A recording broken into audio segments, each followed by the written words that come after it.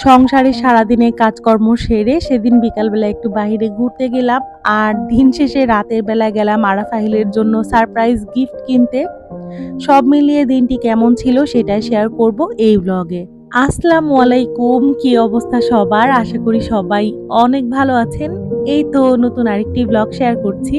সেদিন ছিল শনিবার, আর এই তো সকাল সকাল ঘুম থেকে উঠে খাবার দাবার শেষ করে নিলাম। গত দিনের বাসি বিরিয়ানি আর ১ কাপ চা। এরপর আমি মাসের বাজারগুলোকে গুছিয়ে নিব।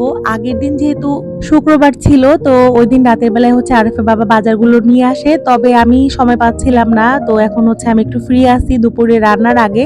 তো ভাবলাম যে আগে বাজারগুলোকে গুছিয়ে নেই। প্রত্যেক মাসের শুরুতে মাসের বাজারটা করে রাখলে দেখা যায় হুটহাট কোনো কিছু শেষ হয়ে গেলে আর দৌড়ে গিয়ে দোকানে যাওয়া লাগে না।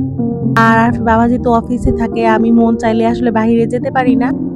ছোটবেলা থেকে আমার আম্মুকে দেখে আসছি যে মাসের একদম শুরুতে মাসের বাজারটা করে রাখে। তো আমারও আসলে এটা অভ্যাস হয়ে গেছে। যাই হোক, ইদানিং তো সবাই এটা করে আমার মতে। তো আজ আমি এগুলোকে এখন গুছিয়ে রাখলাম আর তারপরে চলে আসলাম রান্না করতে। সেদিন সকালে কিছু কাঁচা বাজারও করা হয়েছিল। তো সবকিছু গুছিয়ে দুপুরে রান্না করতে করতে একটু দেরি হয়ে গেল। আর যেদিন সবজি বাজার করে আনা হয়, সপ্তাহে দেখা যায় ২ থেকে ৩ দিন সবজি বাজার করা হয়। তো ওইদিন আমি ফ্রেশ ২-৩ পদের সবজি করে ফেলি। আর আমার সবজি ভালো লাগলেও বাচ্চারা ইদানিং দেখি যে সবজি খাওয়া নিয়ে অনেক বেশি বায়না করে। আগে তো ছোট ছিল, টুকটাক আমি ওদেরকে বেশ ভালোই সবজি খাওয়াতে পারতাম। তবে ইদানিং আরাফ হচ্ছে বেশি বায়না করে আহিলের থেকে। সেদিন দুপুরে ২ পদের সবজি আর সেই সাথে আমি করেছিলাম হচ্ছে দেশি মুরগির মাংস। তো আমি মুরগির মাংসটা একদম কষিয়ে হচ্ছে প্রেসার কুকারে দিয়ে দিব। প্রেসার কুকারে আমি হচ্ছে মসলাটা কষিয়ে তারপরে মুরগিটাকে অনেকক্ষণ ধরে কষিয়ে নিব। তারপর ঝোলের পানি দিয়ে ২-৩ টা সিটি দিলে ব্যাস। আর দুপুরে রান্না শেষে একটা ঘুম দিছি। এরপরে হচ্ছে আসরের নামাজের সময় উঠে ১ কাপ কফি খেলাম। এরপর বিকালের দিকে একটু বাহিরে বের হয়েছিলাম। গিয়েছিলাম আমাদের বাসার কাছে একটা সাপ্তাহিক হাট বা মেলার মতো বসে ওখানে। তো বাসা থেকে টুকটুক করে হাঁটতে আমরা বেশ অনেক দূরে চলে গিয়েছিলাম। তারপরে আবার হচ্ছে ফিরে আসি।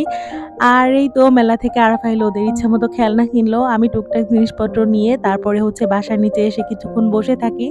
আরাফাইল বলছিল যে কিছুক্ষণ খেলা করবে। তো এর মধ্যে বাসায় তো আরাফের জন্য একটা সাইকেল ছিল। তবে এই যে আহিল আর আরাফ সারাক্ষণ এই সাইকেল নিয়ে মারামারি করতেই থাকে। তো এরপরে হচ্ছে বাসায় আসি। বাসায় এসে ওদেরকে বিকালের নাস্তা করাই। তারপরে আমি ডিসাইড করি যে আজকে আহিলের জন্য একটা সাইকেল কিনবো। কারণ আরাফের অলরেডি বাসায়, এরপর ওর দাদু বাড়িতে মানে ২ জায়গায় ওর জন্য ২ টা সাইকেল রয়েছে। তবে আহিলের জন্য আসলে নতুন কোনো সাইকেল কেনা হয়নি। এদিকে আহিল তো মহা খুশি। তার ঈদের সালামি দিয়ে ভাবলাম যে তাকে একটা সাইকেল কিনে দেওয়া হোক। বেশিরভাগ সময় দেখা যায় যে টয়েস বা আহিল এই পর্যন্ত যতগুলো মানে আরাফের গাড়ি চালিয়েছে সবকিছু দেখা গেছে সেকেন্ড হ্যান্ড, মানে আরাফের ইউজ করা। তো আহিল নতুন একটা সাইকেল তার নিজের জন্য পেয়ে অনেক বেশি খুশি হয়েছিল। তবে ওদিকে আরাফের মন খারাপ। আসার পর থেকে এই সাইকেলটা ধরে সে দাঁড়িয়েছিল। আমাকে বলছিল যে মা, আমরা পরে যখন আসবো এই সাইকেলটা কিনে দিও। এটাই ছিল ওর জন্য সারপ্রাইজ। ও আসলে জানতো যে শুধু আহিলের জন্য সাইকেল কিনতে যাচ্ছি। তবে আমি চাইনি যে ও মন খারাপ করে থাকুক। ওর বাবাকে বলায় সেও রাজি হয়ে গেল।